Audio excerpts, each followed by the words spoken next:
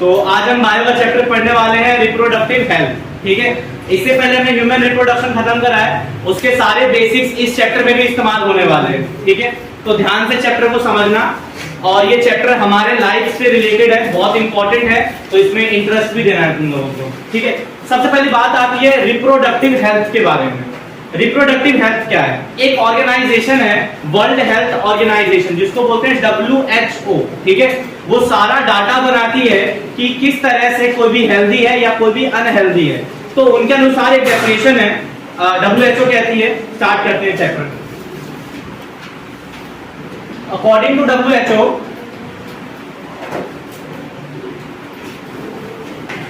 reproductive health means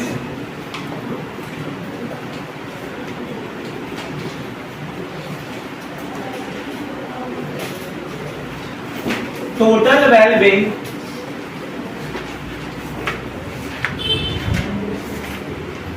in all aspects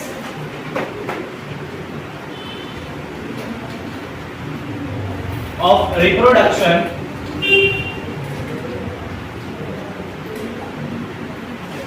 that is physical, emotional, social, behavioral।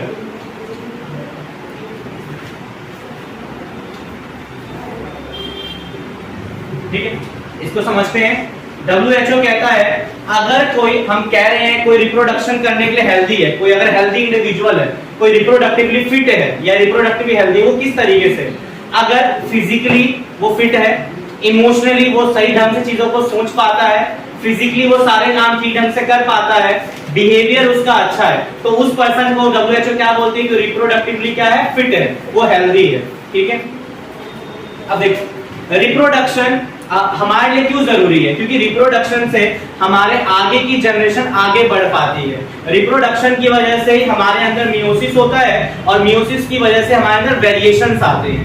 But अगर किसी चीज के फायदे हैं तो कहीं ना कहीं उस चीज के नुकसान भी होते हैं। वैसे ही रिप्रोडक्शन के साथ है। जैसे अपना अगर हम अपने लोगों की बात करें तो खुद सोचना, अगर रिप्रोडक्शन होगा तो ज्यादा इंडिविजुअल होंगे, किसी भी स्टेट या किसी कंट्री की पॉपुलेशन बढ़ेगी, और अगर वहां की पॉपुलेशन बढ़ेगी तो बहुत सारी प्रॉब्लम्स आना शुरू हो जाएगी। हमारे पास स्टॉक लिमिटेड्स हैं, नौकरियां लिमिटेड्स हैं, तो वो क्या होगी? ज्यादा पॉपुलेशन रहेगी, कंपटीशन ज्यादा रहेगा, लोगों के अंदर ज्यादा मेंटल इनएबिलिटी आएगी। ठीक है, तो अब हम बढ़ते हैं कि रिप्रोडक्शन के क्या क्या प्रॉब्लम्स है। तो टॉपिक डालो भाई, प्रॉब्लम एंड स्ट्रेटेजीज, कि हमने जो प्रॉब्लम्स हैं उससे बचने के लिए क्या क्या किया है।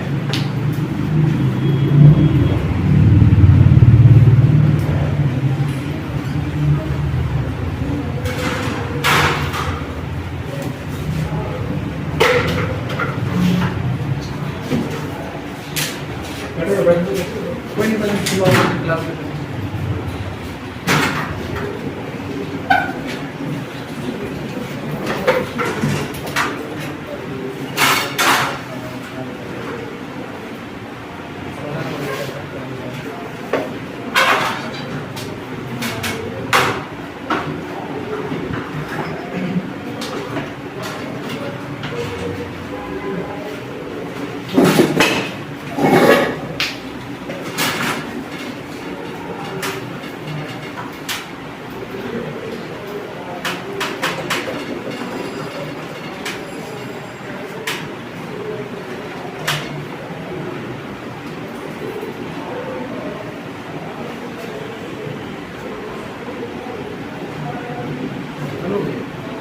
ठीक है, यहाँ देखो, यहाँ पर एक लाइन लिखी है, India was among first country in the world to initiate action plan to attain reproductive health such as family planning programme in 1951। जैसा कि हम लोग जानते हैं हमारा इंडिया हर चीज में आगे है, तो सबसे पहले जब हमारे इंडिया वालों को पता लगा कि रिप्रोडक्शन भी एक प्रॉब्लम है, तो सबसे पहले जो प्लानिंग करी या प्रॉब्लम से बचने के लिए कोशिश करी, वो किसने करी? हमारे इंडिया ने कुछ एक्शन प्लान शुरू करे, और कब स्टार्ट किया था? 1951 में, जिसका नाम था फैमिली प्लानिंग प्रोग्राम, जिसको आज हम लोग जानते भी हम दो, हमारे दो के नाम से, या फिर चाइल्ड रिप्रोडक्टिव हेल्थ प्रोग्राम के नाम से।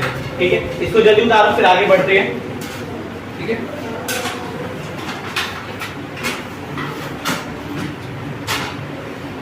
काम आगे ना बने लास्ट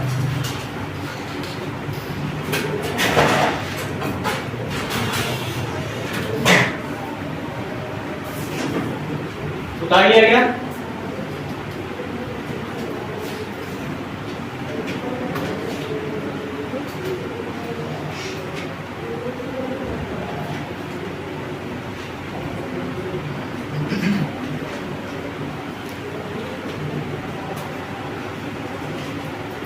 देखो 1951 में इसको स्टार्ट किया गया था। इसका नाम क्या था बताओ?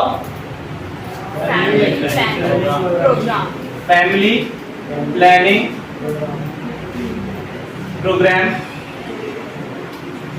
अब इसके अंदर भी फर्दर कुछ प्रोग्राम्स आते हैं। एक प्रोग्राम 1951 में स्टार्ट किया गया और इसके अंदर भी अलग अलग प्रोग्राम आते हैं। इसमें जो एक प्रोग्राम है जिसका नाम है RCH। क्या नाम है? RCH। RCH के फुल फॉर्म क्या है भाई? Reproductive child and health program. ठीक है, अब इसके क्या क्या फायदे थे और इसमें क्या क्या चीजें आ रही थी वो पॉइंट में समझेंगे कि RCH के अंदर लोगों को क्या समझाया गया था। बहुत इंपॉर्टेंट है, बोर्ड के व्यू से बहुत बार एग्जाम में क्वेश्चन आ गया है कि RCH के अंदर क्या क्या चीजें थी। ठीक है, तो इसको पॉइंट में लिखना जल्दी, मैं रिकॉर्ड भी कर रहा हूं। सबसे पहली बात, जब भी बच्चा हुआ तो मदर को हमेशा उसे क्या करना चाहिए? बाहर का दूध नहीं देना चाहिए, ब्रेस्ट फीडिंग करवाना चाहिए। कि मैंने पहले भी क्लास में समझाया था कि हाँ कोलेस्ट्रॉल वगैरह है, उसके अंदर इम्यूनिटी होती है, तो सबसे पहले मदर को क्या करना चाहिए? बच्चे को ब्रेस्ट फीड करवाना चाहिए। तो RCH का पहला पॉइंट था कि उन्होंने बताया इंपॉर्टेंस ऑफ ब्रेस्ट फीडिंग। ठीक है,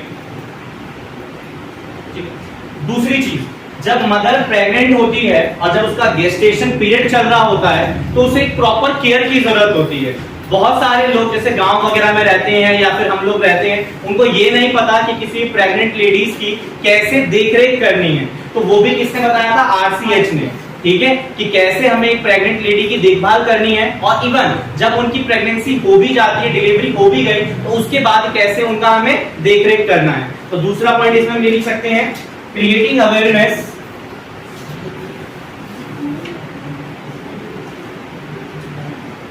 about care of pregnant mother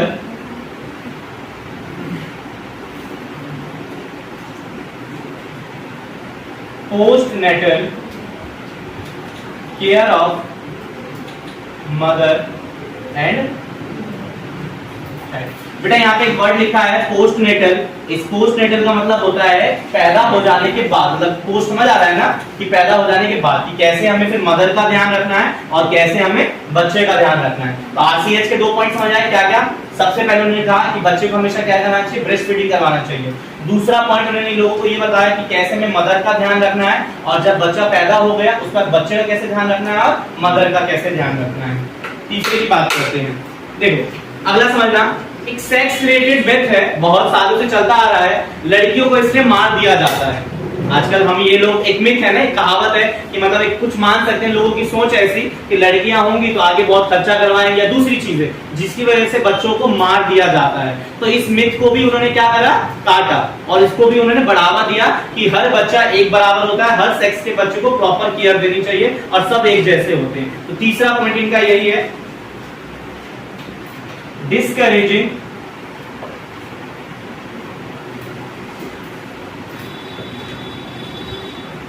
children from believing in myth and having misconception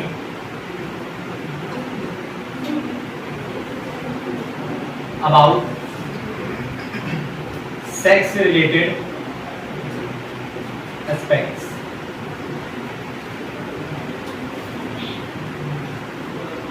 अब अगले पॉइंट की बात करते हैं। तीनों पॉइंट क्लियर है? सबसे पहले मदर को ब्रेस्ट फीड करवाना चाहिए, इसका मैंने बताया। दूसरा पॉइंट मैंने बताया कि कैसे हमें मदर का ख्याल रखना है बच्चा पैदा होने से पहले, और कैसे हमें मदर का ख्याल रखना है, बच्चे का ध्यान रखना है बच्चा हो जाने के बाद। तीसरा पॉइंट उन्होंने सेक्स रेशियो बताया कि हर बच्चा एक बराबर होता है, सारे सेक्स के बच्चों की सेम इंपॉर्टेंस है, इसके बारे में ध्यान दिए। अगला जो उन्होंने इंपॉर्टेंस बताया वो इसमें बताया कि छोटी फैमिली के क्या क्या फायदे होते हैं, बड़ी फैमिली के नुकसान है, छोटी फैमिली के क्या क्या फायदे हैं, उन्होंने इस पे भी ध्यान दिया। तो चौथा पॉइंट हो जाएगा benefit of small size families.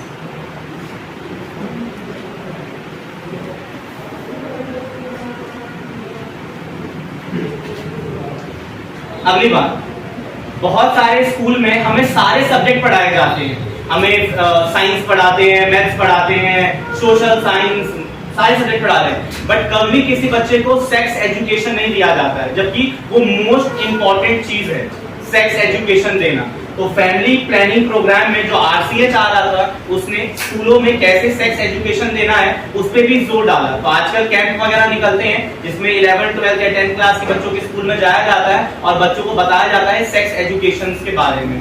ठीक है, तो अगला पॉइंट है introduction of sex education in school. Introduction of sex education in school.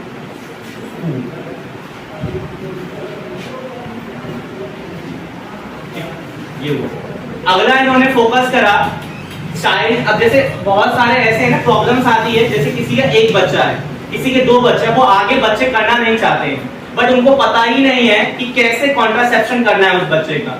तो उसके बारे में उन्होंने फोकस करा। टीवी पे आजकल ऐड आते हैं, तुम देखोगे बहुत सारे ऐड आते रहते हैं। ठीक है, पता है। ठीक है, तो मतलब वही चीज है ना, उन्होंने ये सब किसका काम है, ये सब आरसीएच का काम है, जिससे ना आज पता लग पाता है कि कैसे मिसकैरेज हो सकता है, कैसे कॉन्ट्रासेप्शन, क्या क्या कॉन्ट्रासेप्शन की मेथड है। तो अगला उन्होंने बताया educating people about birth control option.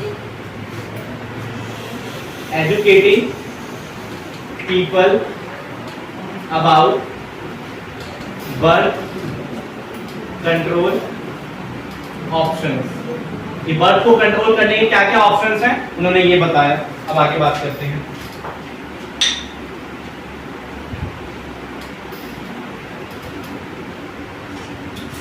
अच्छा, जब बच्चा पैदा हो जाता है तुम लोग देखते होंगे बार बार उसे अस्पताल कुछ कुछ दिनों के लिए जाना पड़ता है। क्यों? क्योंकि उसकी इम्यूनिटी के लिए, उसका इम्यूनाइजेशन होता है, उसे बहुत सारे वैक्सीन्स लगते हैं। इस पे भी जोर किसने दिया था हमारे फैमिली प्लानिंग प्रोग्राम में कि बच्चे को इम्यूनाइजेशन की बहुत ज्यादा क्या है इंपॉर्टेंस है। तो अगला पॉइंट ये हो जाएगा benefit of massive child immunization. Benefit of massive child immunization, massive child immunization।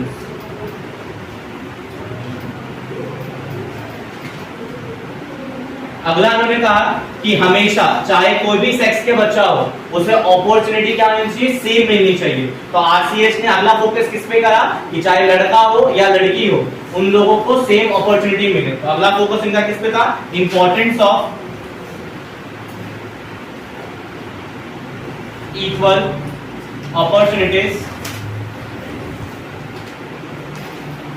of male and female। बेटा ये सिंबल्स है, ये मेल का सिंबल है और ये फीमेल का। मेल डोनर होता है, फीमेल रिसीवर होती है।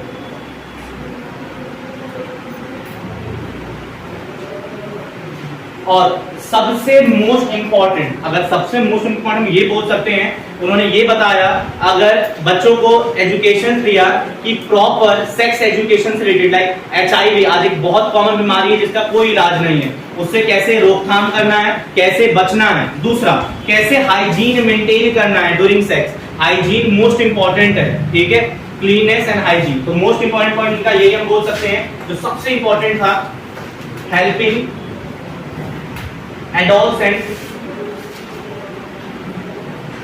by providing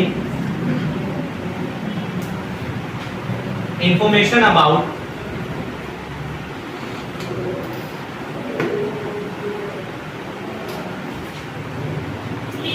reproductive organs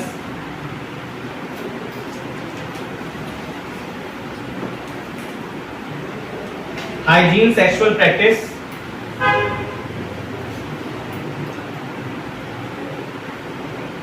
and STDs.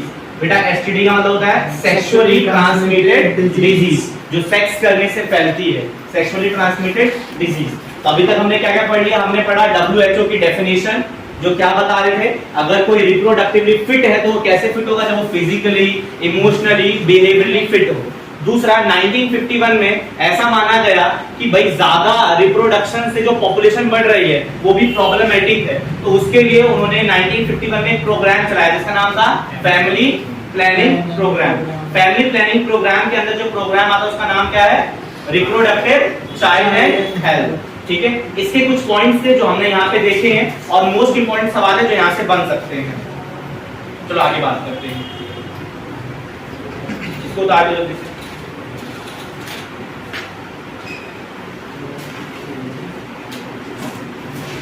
समझ आया यहाँ तक? हाँ। अभी तो इतना नहीं बेटा, अब इसके आगे करेंगे तो तुम उतार लोगे। तो अब कुछ डाटा की मदद से हम समझेंगे कि कैसे हमारा पॉपुलेशन बढ़ रहा है। सिर्फ हम बोल दें कि पॉपुलेशन बढ़ रहा है तो ये काफी नहीं है ना, हमें कुछ डाटा चाहिए। तो कुछ डाटा हमारे एनसीईआरटी में दे रखा है जो ये बता रहे हैं कि हमारा पॉपुलेशन डे बाय डे बढ़ रहा है। चलो वो करते हैं, इसको उतारो जल्दी से।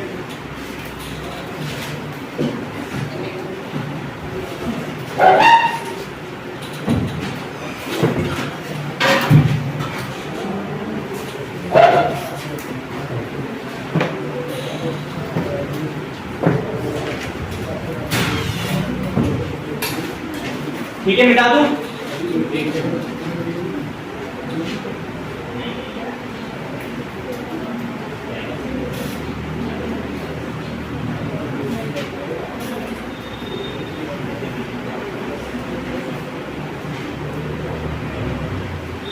चलो आगे बढ़ते हैं। आप कुछ डाटा लेते हैं जिनसे हमें पता लगे।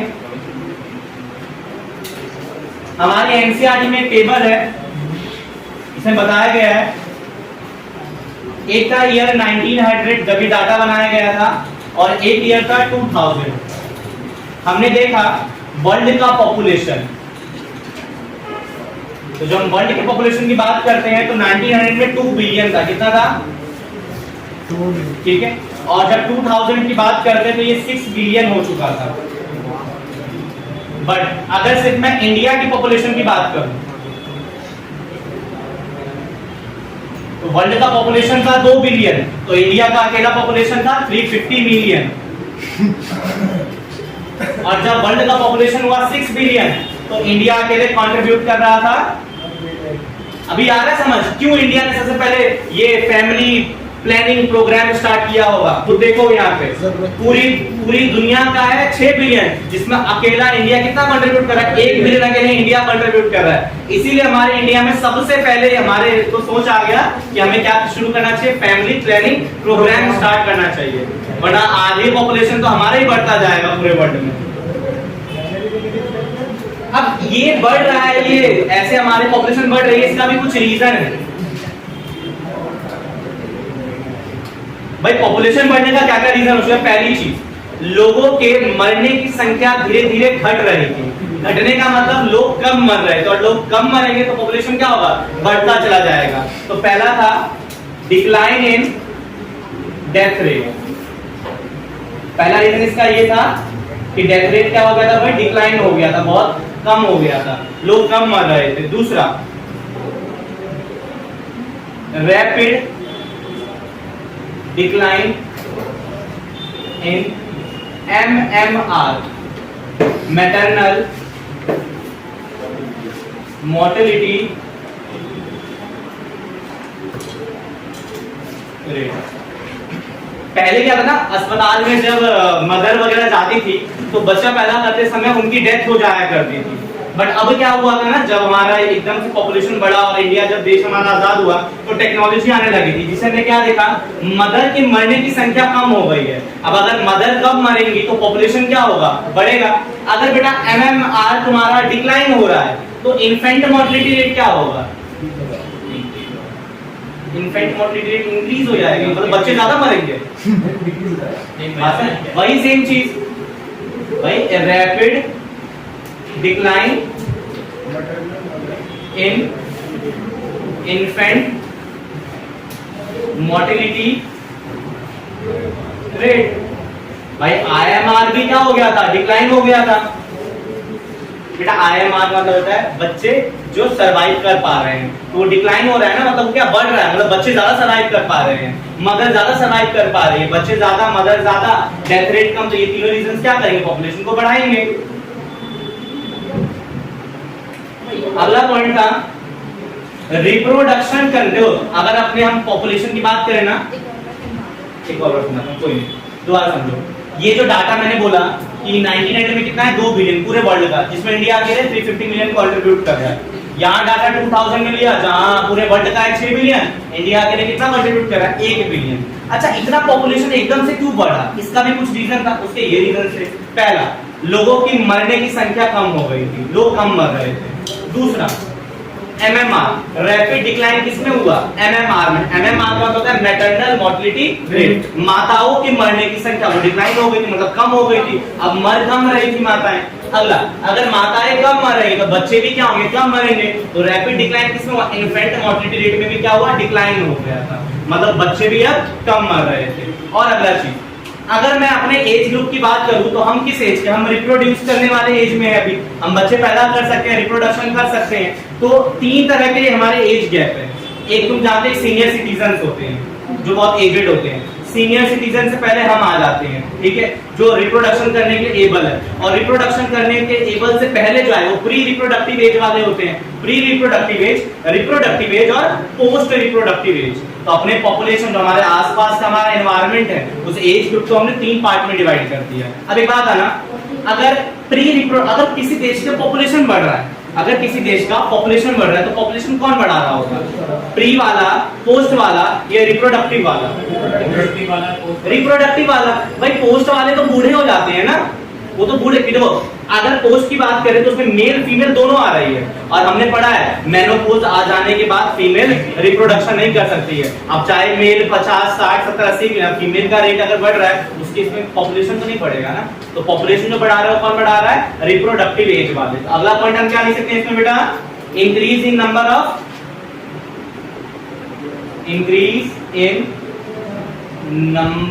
Of reproducible age. भाई रिप्रोड्यूसिबल एज वालों का नंबर क्या हो रहा था, बढ़ रहा था। अच्छा, अब मैंने कहा था, अभी मैं तुम्हें शुरुआत में बताया, ये सब के पीछे मेन रीजन क्या था, हेल्थ फैसिलिटी। जब तक हमारा देश आजाद नहीं हुआ तो इतनी हेल्थ फैसिलिटी नहीं थी, और जब एकदम से देश आजाद हुआ, कानून बनने शुरू हुए, तो यहाँ पे हेल्थ फैसिलिटी भी क्या हो, बहुत ज्यादा इनहेंस हो गई थी, और इनहेंस होने की वजह से ये चीजें हुई थी। तो इसका मेन रीजन, अगर इन चारों का बात करें तो मेन रीजन क्या है, इनहेंस इन, बताओ, हेल्थ फैसिलिटी। बोलो भाई, पांचों रीजन समझ आए क्यों हमारा पॉपुलेशन बढ़ रहा है, ये डाटा क्यों एकदम से इतना जंप किया है, हाई किया है, इसके 5 रीजन है।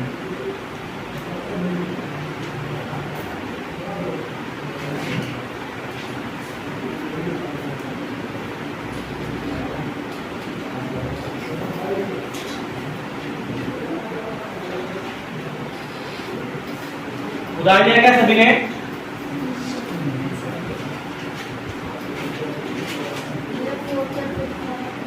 बोलो। 4th और 5th पॉइंट समझा दो। 4th पॉइंट क्या रहा था, increase in number of reproducible age. भाई मैंने समझाया जब रिप्रोडक्टिव एज ग्रुप बढ़ेगा तो रिप्रोडक्शन ज्यादा करेंगे, पॉपुलेशन को बढ़ा सकते हैं। और अगला पॉइंट मैंने बताया कि अगर हेल्थ फैसिलिटी अच्छी होगी तो लोगों की जान बचा पाएंगे हम, तो पॉपुलेशन उससे बढ़ेगा। वहीं अगर बच्चे घर में पैदा होते थे तो तुम्हें पता है आधे से बच्चे मर जाया करते थे, क्योंकि पहले है ना गांव घर में बच्चे घर में पैदा होते थे, इतना फैसिलिटी कुछ था नहीं, तो बच्चों की मरने की संख्या ज्यादा थी। बट जब से हेल्थ फैसिलिटी इनहेंस हो गई, इससे क्या हुआ, लोग अस्पताल जाते हैं, प्रॉपर केयर लेते हैं, बच्चा बच जाता है, मदर बच जाती है, पॉपुलेशन बढ़ रहा है। अच्छा ये अच्छा है, हाँ ये ऐसा भी नहीं कि सारी चीजें तो बढ़िया है, ठीक है, बट पॉपुलेशन बढ़ा रही है, तो बीच वाले बढ़ा रहे हैं, सभी बढ़ा रहे हैं, बीच वाले कंट्रोल में बढ़ा सकते हैं, बढ़ा देते हैं। अब जब सरकार को पता लगा कि हमारा पॉपुलेशन बढ़ रहा है तो कुछ तो करेंगे ना, कुछ तो एक्शंस लेंगी। तो कौन कौन से एक्शंस हमारी सरकार ने लिया उसकी बात कर लेते हैं। तो टॉपिक डालो बेटा, मेजर, हाँ, टेकन बाय बेटा पहले दो वो दोनों यार हम तो चलते चलते पानी measure taken by government to check population growth rate। ठीक है, अब इसको देखते हैं।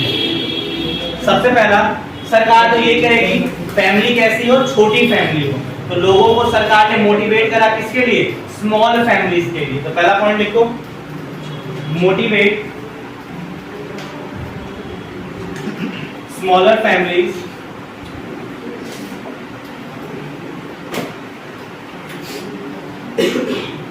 by using various contraceptive methods with slogan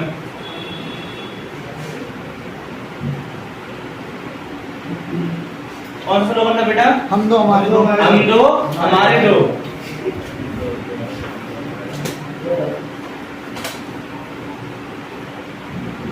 एक और भी तो था, हम दो हमारा है। नहीं बच्चे दो ही अच्छे। ठीक है, तो सरकार ने जो छोटी फैमिलीज थी उनके लिए क्या शुरू करा, ऐसे कॉन्ट्रासेप्टिव मेथड बनाने शुरू करे और लोगों को पोस्टर एडवर्टाइजमेंट में ये डालना शुरू करा। सबसे अच्छा क्या है, हम दो हमारे दो। और जो लोग अर्बन स्टेट्स में, अर्बन कंट्रीज में रह रहे थे, अर्बन मतलब समझ रहे हो ना, जहाँ पे सारी चीजें वेल डेवलप्ड है, टेक्नोलॉजी आ चुकी है। गांव वाले को बेटा रूरल एरियाज बोलते हैं, और जिसमें हम रह रहे हैं दिल्ली वगैरह, ये कैसे अर्बन एरियाज है। तो अर्बन एरिया में तो नॉर्म लगा दिया था, जैसे यूपी वगैरह में कुछ मैंने पहले सुना था न्यूज में कि जिसके 2 बच्चे हैं उसको सरकारी नौकरी नहीं मिलेगी, 1 बच्चा है तभी मिल पाएगी, ऐसा कुछ नॉर्म लगा था। ठीक है, मुझे प्रॉपर पता नहीं है कुछ ऐसा। तो सरकार ने जो अर्बन कंट्री स्टेट्स थे उन पे क्या लगा दिया, नॉर्म लगा दिया, कानून बना दिया। Urban couples adopting. बेटा ये गलत बात कैसे हुई, आज एक फॉर्म निकलता है, 10 सीटें रहती हैं, करोड़ों लोग उस फॉर्म को भर देते हैं सिर्फ 10 सीटों के लिए। क्यों? और जो बहुत अच्छा है, जो एप्लीकेबल है, उसको जॉब नहीं मिल पाती है, बेरोजगारी बढ़ रही है, सब किसलिए, पॉपुलेशन बहुत ज्यादा है। यही अगर पॉपुलेशन कम रहती तो 10 सीट के लिए 20 फॉर्म आते या 30 आ जाते लोग भरने के लिए। पॉपुलेशन ने तो सब खिला है, इतना हम कंपटीशन क्यों करें, इसीलिए पॉपुलेशन बहुत ज्यादा है। तो 99 आएगा, कोई 99.9 लाने वाला बैठा हुआ है, 100% लाने के लिए बैठा हुआ है।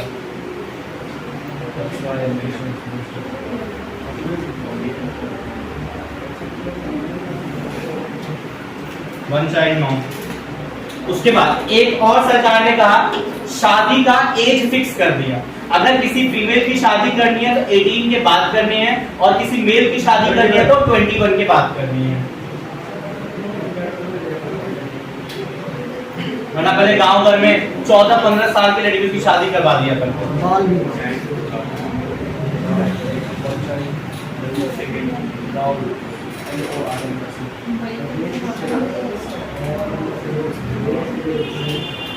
अभी गर्ल्स की तो और ज़्यादा बढ़ा दी है ना, 20 मंथ्स कर दिए शायद उनके। पता नहीं, कोई लेटेस्ट डाटा तो एनसीईआरटी का है, वो फॉलो कर रहे हैं। लेटेस्ट में कुछ है तो एनसीईआरटी में चेंजेस आने से, तरफ नहीं आए ना, उसी को फॉलो करेंगे।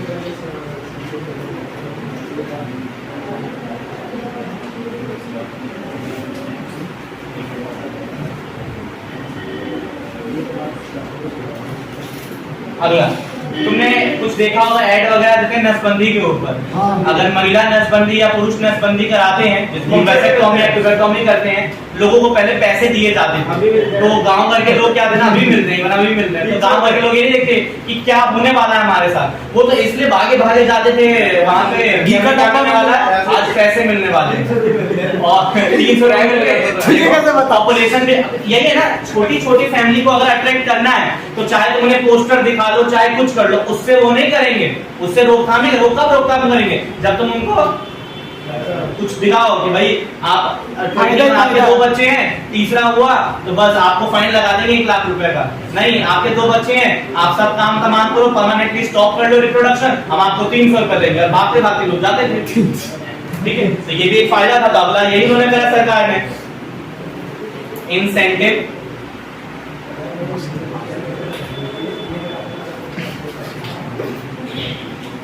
given to couples with small, और जिनका छोटा परिवार है उनको इंसेंटिव वगैरह भी मिल रहे हैं।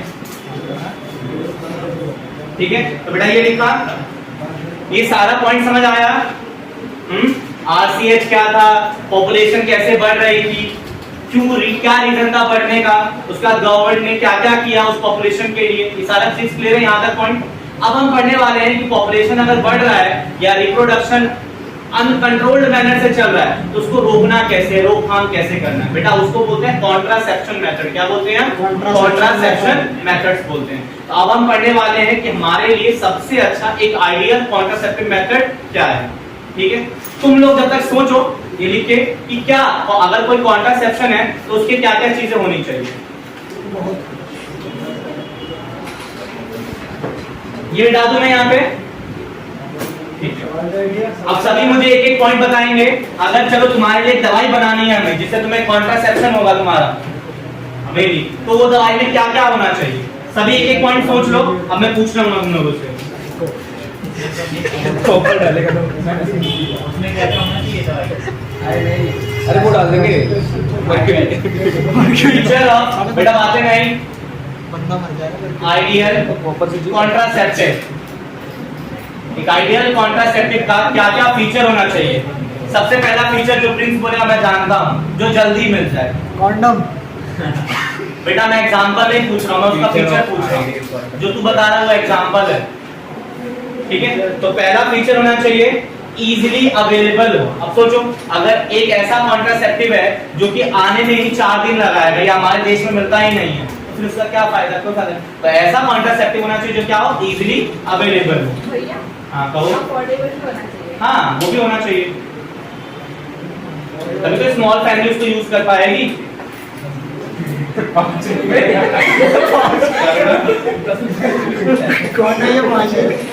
अफोर्डेबल होना चाहिए, चीप होना चाहिए कह सकते हैं। तीसरा, उसके जितने हो सके उतने कम साइड इफेक्ट्स हो। अगर लेने पे साइड इफेक्ट आ रहा है तो कोई क्यों उसको लेगा।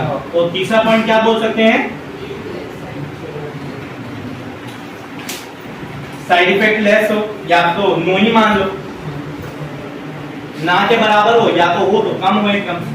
चौथा पॉइंट बताओ, सेक्सुअल प्लेजर का कोई दिक्कत नहीं है, उसे यूज करना बड़ा आसान, यूजर फ्रेंडली होना चाहिए। अब ऐसा कॉन्ट्रासेप्टिव लिया है जो यूज ही करना नहीं आता, फिर क्या फायदा उस कॉन्ट्रासेप्टिव का।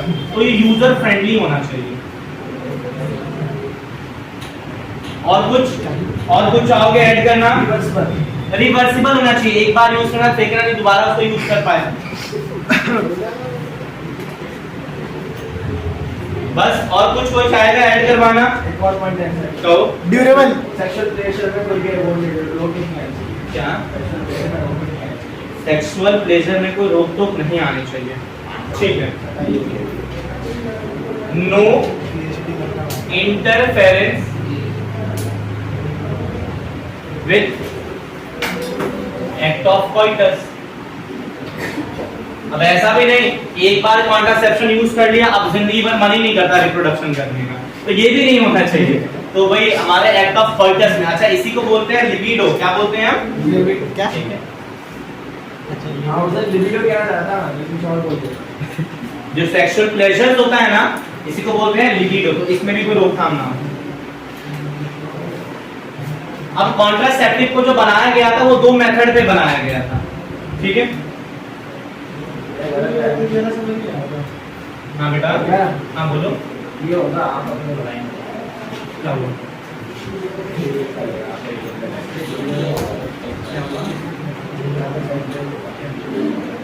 लिबिडो है वो, लिबिडो भी उसी को सेक्सुअल प्लेजर है ना, उसको लिबिडो बोलते हैं, लिबिडो।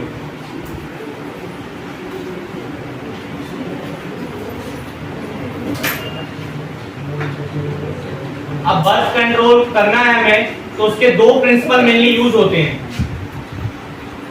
एक होता है नेचुरल मेथड और दूसरा जिस मेथड को हम यूज करते हैं उसका नाम है आर्टिफिशियल मेथड।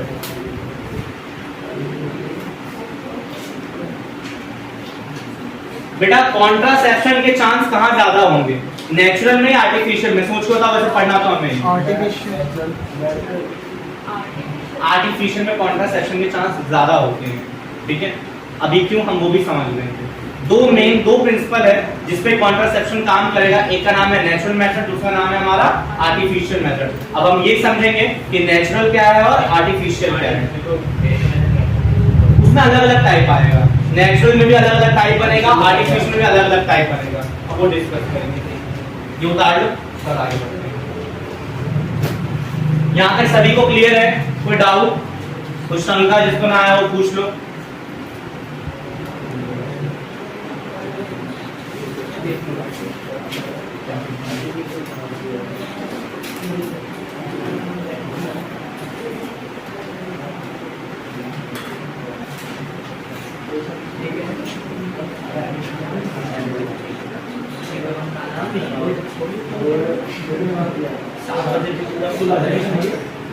अच्छी बैटरी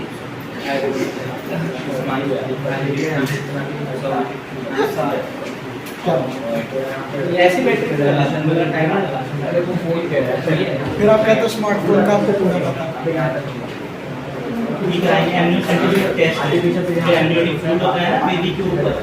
बाहर निकालने से पता लगा जाता तो आगे बेटा बातें नहीं, आगे बढ़ते हैं।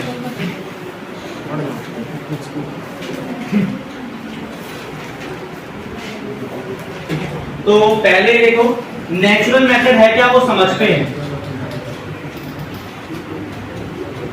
बेटा नेचुरल मेथड का मतलब होता है किसी भी तरीके से नेचुरली हम कोई दवाई यूज नहीं करेंगे, कोई बीच में बैरियर यूज नहीं करेंगे, हम नेचुरल तरीके से स्पर्म और एग की मीटिंग को क्या करेंगे, रोकेंगे कि स्पर्म और एग आपस में मिल ना पाए नेचुरल तरीके से।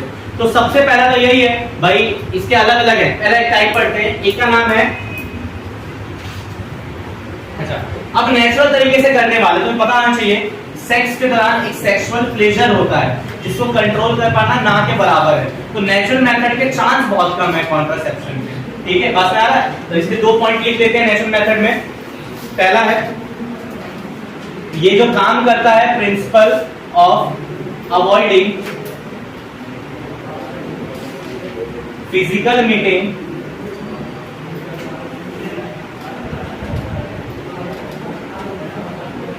Of egg and sperm। दूसरा पॉइंट लिखना, chances of failure are high.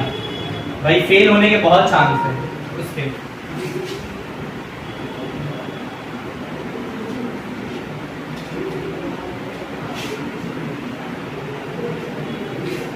अब इसमें आता है हमारा मेथड और उसमें क्या करते हैं उसका एक फ्लो चार्ट बनाएंगे, मोड ऑफ एक्शन। सबसे पहला जो मेथड आता है हमारे इसके अंदर उसका नाम है पीरियोडिक एब्स्टिनेंस। पीरियोडिक एब्स्टिनेंस पहला। दूसरा आता है हमारा विथड्रॉल मेथड और इसी को बोलते हैं हम दूसरे शब्दों में कोइटस इंटरप्टस। इसके बारे में पहले भी मैं समझाया था कोइटस इंटरप्टस, कुछ याद आ रहा है? चलो कोई नहीं, याद नहीं आ रहा तो याद करवा देंगे। अगला है लैक्टेशनल, हाँ एमोनोरिया। तो ये मेनली 3 मेथड है जो नेचुरल के अंदर आते हैं, पीरियोडिक एब्स्टिनेंस, विड्रॉल मेथड या कोइटस इंटरप्टस या फिर लैक्टेशनल एमोनोरिया। अब इसमें होता क्या है ये समझना। देखो मैंने मेंस्ट्रुअल साइकिल पढ़ाया था, मेंस्ट्रुअल साइकिल कितने दिन का था, एक बार रिकॉल जल्दी करते हैं मेंस्ट्रुअल साइकिल को भी यहीं पे 28 डेज का था। और मैंने कहा था मेंस्ट्रुअल साइकिल के 4 स्टेप, मफॉल, क्या क्या थे? मफॉल,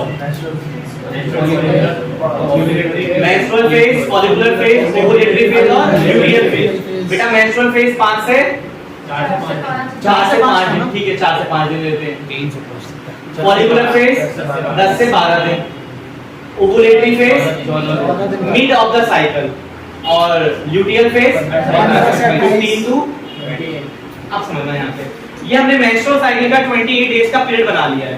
एक बात और, अगर फीमेल में एग रिलीज हो चुका है, एग रिलीज हो चुका है और वो रिलीज होके एग का भी कुछ लाइफ होता है और वो एग खत्म हो जाए, बस है एग खत्म, अगर उसके बाद अगर रिप्रोडक्शन करे या फिर एग बना ही नहीं है उस समय रिप्रोडक्शन करे तो क्या स्पर्म अगर अंदर जाएगा तभी क्या एग को फ्यूज कर पाएगा? नहीं कर पाएगा। अगर एग रिलीज ही नहीं हुआ, फीमेल के रिप्रोडक्टिव ओवरी से रिलीज ही नहीं हुआ फैलोपियन ट्यूब में, तो स्पर्म मीट किससे करेगा?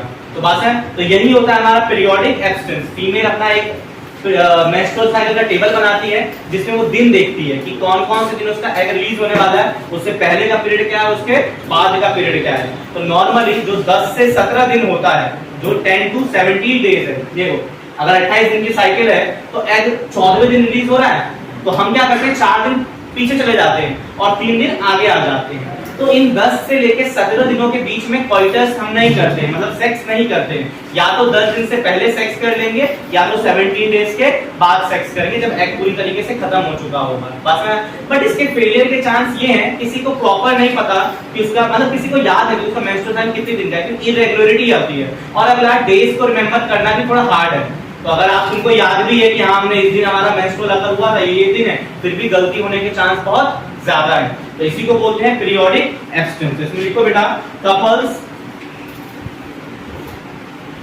एब्स्टेंट मतलब रोक देते हैं from coitus.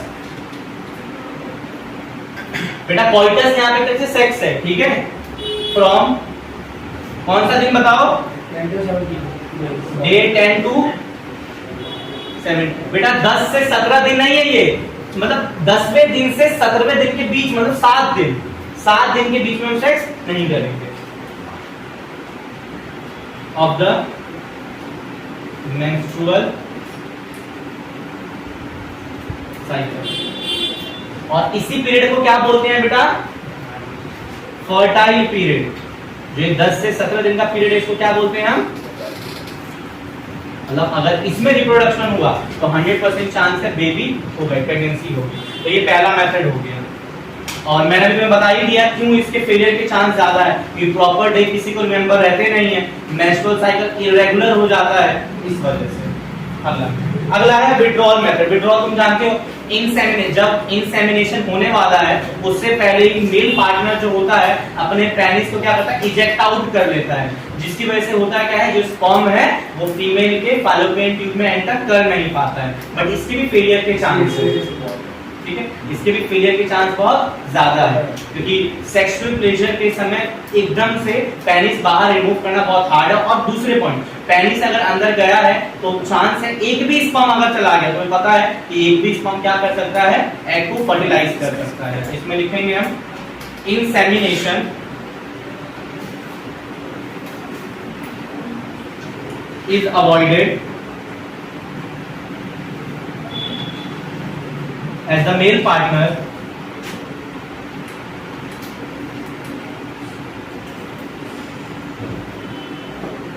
withdraw his penis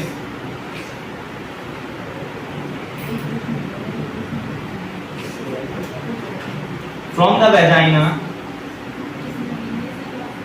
हाँ खुशी बताओ क्या हुआ, just prior to ejaculation। Ejaculation होने से पहले ही वो अपने पेनिस को रिमूव कर देगा। अगला आया लैक्टेशनल एमोनेरिया। ये मैंने तुम्हें पहले समझा रखा है, जब प्रेगनेंसी हो जाती है और गेस्टेशन पीरियड खत्म हो जाता है तो पार्चुलेशन टाइम आता है। बेबी प्रोड्यूस होने के बाद 6 महीने तक मदर मिल्क फीड करती है और इस दौरान अगर रिप्रोडक्शन होता भी है मेल और फीमेल पार्टनर में, वो बेबी प्रोड्यूस नहीं कर सकती क्योंकि उसमें एग बनता ही नहीं है। तो ये जो मिल्क फीडिंग पीरियड है इसको क्या बोलते हैं, लैक्टेशनल एमोनेरिया बोल देते हैं। यहाँ पे लिखो बेटा, absence of menstruation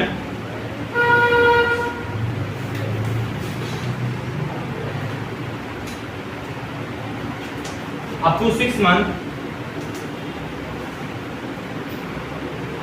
during period of intense lactation following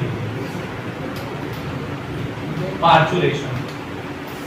तो पार्चुरेशन होने के बाद जो लैक्टेशन पीरियड है उसमें अगर रिप्रोडक्शन होता भी है तो फीमेल प्रेग्नेंट नहीं हो सकती क्योंकि उसमें मेंस्ट्रुएशन नहीं होता। सेकंड वाले में जस्ट की बात कर रहा है, कहां? सेकंड वाले में just prior, PRIOR, prior to ejaculation. तो बेटा नेचुरल मेथड हमने क्या क्या समझा? नेचुरल मेथड में हमने कोई दवाई का इस्तेमाल नहीं करा, कोई मशीन का इस्तेमाल नहीं करा, सारा कंट्रोल हमारे ऊपर था। ठीक है, तो ऐसा कॉन्ट्रासेप्टिव मेथड जिसका कंट्रोल हमारे हाथ में, हम उसको रेगुलेट करने वाले हैं, उसको क्या बोलते हैं? नेचुरल मेथड बोलते हैं। और इन सभी मेथड में हमने एक चीज देखी है कि हम एग और स्पर्म के मीटिंग को क्या कर रहे हैं? रोक रहे हैं। और अगली बात, इन सभी में फेलियर के चांस क्या है? बहुत ज्यादा है। अगर मैं फेलियर के चांस की बात करूं, फेलियर की चांस के ऑर्डर लगाना हो, इन तीनों का ऑर्डर लगाओ, तो बताओ पहले क्या आएगा? विड्रॉल मेथड, फिर पीरियोडिक एब्सेंस, फिर लैक्टेशनल एमोनेरिया। तो बेटा ये ऑर्डर हो गया, अगर ऑर्डर में लगाना है तो सबसे ज्यादा फेलियर का चांस किसका है? विड्रॉल मेथड का, उसके बाद बेटा पीरियोडिक एब्सेंस का, और अगला किसका? लैक्टेशनल एमोनेरिया। लैक्टेशनल अब देख 6 मंथ मुझे पता है 6 मंथ नहीं होगा, और एक्यूरेट दिन नहीं याद रहता, गलती हो जाती है, इधर हो जाता है।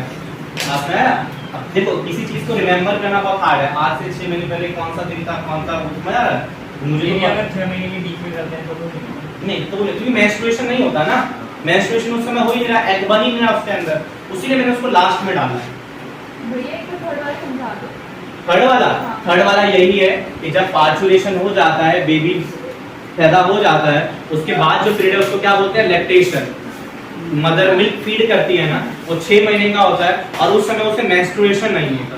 और अगर मेंस्ट्रुअल साइकिल चल ही नहीं रही, एग बन ही नहीं रहा, तो स्पर्म अगर अंदर गया भी तो उससे क्या होगा? कुछ होने वाला नहीं होने वाला। तो यही लिखा है, इसी को बोलते हैं पीरियोडिक लैक्टेशनल एमोनेरिया। ठीक है, तो नेचुरल मेथड सारा समझ आया बेटा। अब टॉपिक बात करते हैं आर्टिफिशियल मेथड की। ठीक है, तो नेचुरल मेथड सभी को क्लियर है? किसी को डाउट है वो पूछ लो। उतार दे, मिटा दो।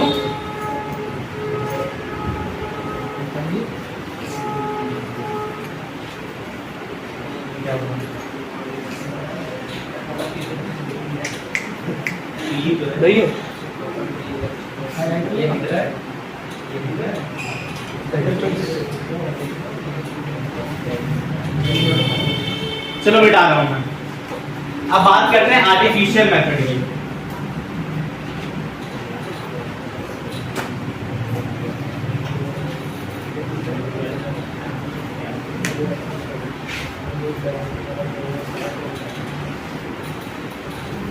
ठीक है, चलो आर्टिफिशियल मेथड की बात करते हैं।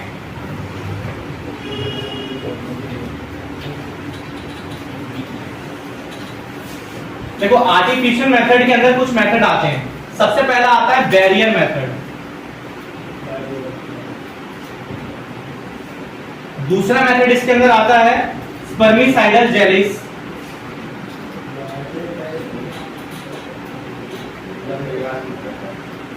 अगला आता है इसके अंदर इंट्रा यूटेराइन डिवाइसेस IUD, अगला आता है बेटा ओरल पिल्स, अगला इसमें आता है तुम्हारा इंजेक्शन एंड इम्प्लांट,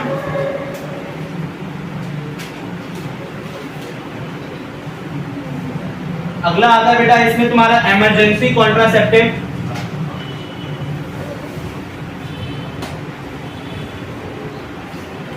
और लास्ट जो हम इसके अंदर पढ़ेंगे उसका नाम है तुम्हारा सर्जिकल मेथड। ठीक है, सर्जिकल मेथड को एक तरीके से परमानेंट मेथड भी बोलते हैं। ठीक है, ये हमारे मेनली कितने मेथड हो गए? 1 2 3 4 5 6 7, तो 7 मेथड हमारे आर्टिफिशियल मेथड के अंदर आते हैं। और मैंने बताया था स्टार्टिंग में, आर्टिफिशियल मेथड के अंदर हमारे ऊपर कंट्रोल नहीं होगा, इसमें हम कॉन्ट्रासेप्शन किसी दवाई, किसी डिवाइस या किसी सर्जरी की मदद से हम करेंगे कॉन्ट्रासेप्शन। ठीक है, चलो एक एक करके देखते हैं। अब आ जाओ बैरियर मेथड पे। भैया बैरियर मेथड क्या करता है? ये ओवम और स्पर्म को मिलने से रोकता है, जो नेचुरल मेथड में हम कर रहे थे, ओवम और स्पर्म को एक दूसरे से हम मिलने नहीं देंगे। तो इसमें लिखो प्रिवेंट। बेटा इसको ना हॉरिजॉन्टली फ्लो चार्ट बनाओ, हॉरिजॉन्टली बनाओगे ना तो प्रॉपर एक ही जगह सारा आ जाएगा, पढ़ने में इजी रहेगा। तो कॉपी को थोड़ा हॉरिजॉन्टली घुमाओ और फिर ये फ्लो चार्ट बनाओ। ठीक है, prevent ovum and sperm from physically meeting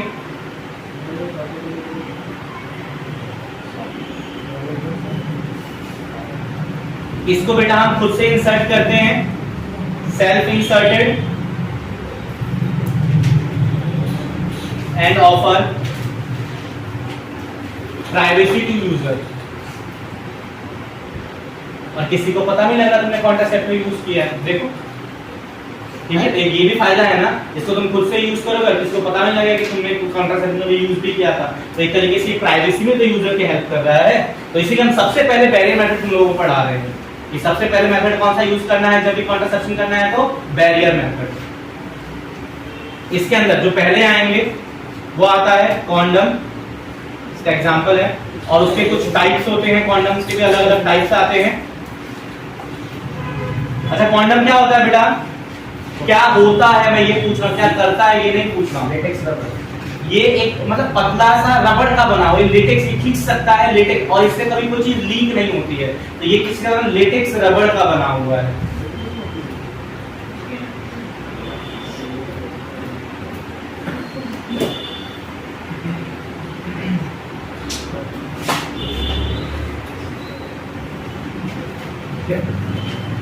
हाँ बोल बेटा।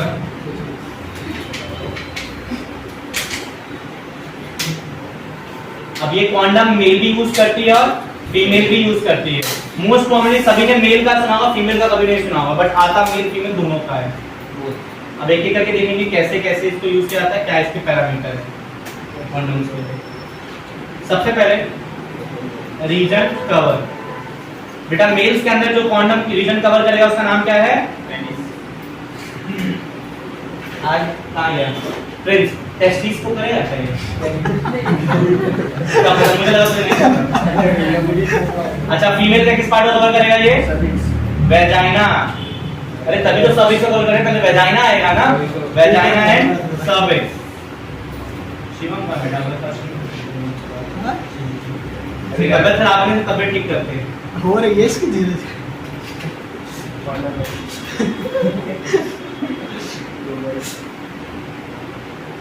और ये क्या प्रोवाइड करता है बेटा? एसटीडी से प्रोटेक्शन प्रोवाइड करता है, सेक्सुअली ट्रांसमिटेड डिजीज से हमें बचाता है। दिखने में देखो मेल का कॉन्डम हमारी बुक में डायग्राम मिला हुआ है, ऐसा कुछ होता है दिखने में। ये जो सरकारी अस्पतालों में मिलता है उसको 50 ब्रांड तुम लोग सब जानते हो, बट जो सरकारी ब्रांड है जो अस्पतालों में मिलता है उसका नाम क्या है? निरोध। का डिस्पेंसरी से लेके आया है दोबारा। फिर मैंने उसको बोला भाई ये लोग अच्छा, वो तो अच्छा हुआ होली ने वो लाके पानी भर के नहीं लोगों को मारा, होना पड़ता भी नहीं। अरे केमिस्ट्री का बोल रहा है। ठीक है, और फीमेल का कुछ ऐसा होता है देखने में, दोनों साइड से खुला हुआ लगेगा, कोई दिल के में लगा के छोड़ के बांध जाएगी। हमें क्या होता है केमिस्ट्री लैब में? ये फीमेल कॉन्डम हमारी बुक में डायग्राम है। कभी-कभी एग्जाम में डायग्राम पहचानने को आ जाता है, ठीक है। तो ये बैरियर मेथड का इनको क्या कॉन्डम ए, इसका दूसरा पार्ट भी है बी। हाँ बोलो। ये कॉन्डम फट भी जाता है। हाँ फट भी जाता है बेटा। पूरी क्वालिटी का लोगे तो ये लेटेक्स क्या होता है बेटा? कॉन्डम एलेक्स कोजी का अंडरवेयर। भैया लेटेक्स क्या होता है? हाँ बेटा लेटेक्स अरे रबर का फॉर्म होता है। एक रबड़ का दूसरा फॉर्म है बेटा, स्ट्रॉन्ग फॉर्म है ये। तो फट कैसे जाता है? अब इसको हर चीज में बोलना ही चाहिए। आपका क्लास चल रही है वरना तुम लोग जानते हो। आप ही ने बोला था स्ट्रांग फॉर्म होता है। मैं इतना स्ट्रॉन्ग नहीं पढ़े ना। हमें तो डिफेक्टिव निकल अच्छा बातें नहीं बेटा, मैं जितना पानी ये जब हमारी फैक्ट्री तो बोतल सारी तो बढ़ गया तो मेडिकल वाले की पार्ट है। बेटा बातें नहीं। तो एक तो हो गया कॉन्डम और उसके टाइप, दूसरा पढ़ना है हमें इसी में डायफ्राम, सर्वाइकल कैप्स और वॉल। ये बुक में थोड़ा मैंने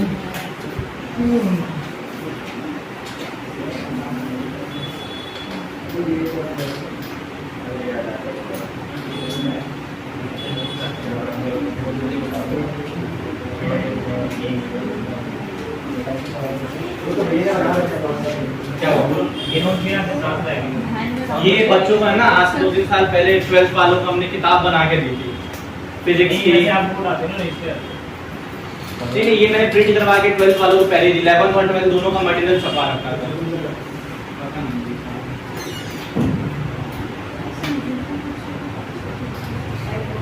हमारे ट्यूशन का मटेरियल था ये, तुम लोगों को मिलेगी बट अभी नहीं, कुछ दिनों के बाद जब प्रिंट करवाएंगे।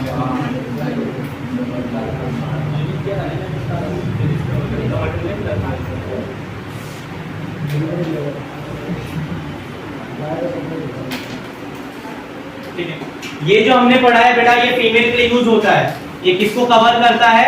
सर्विक्स को कवर करेगा।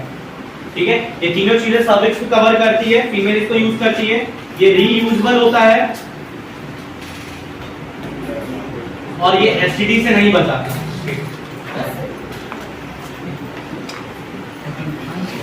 बेटा एसटीडी इन चीजों से फैल सकता है, ये एसटीडी से रोकथाम नहीं करता, ये याद रखना। और इसको यूज सिर्फ कौन करेंगे? इसको यूज सिर्फ करते हैं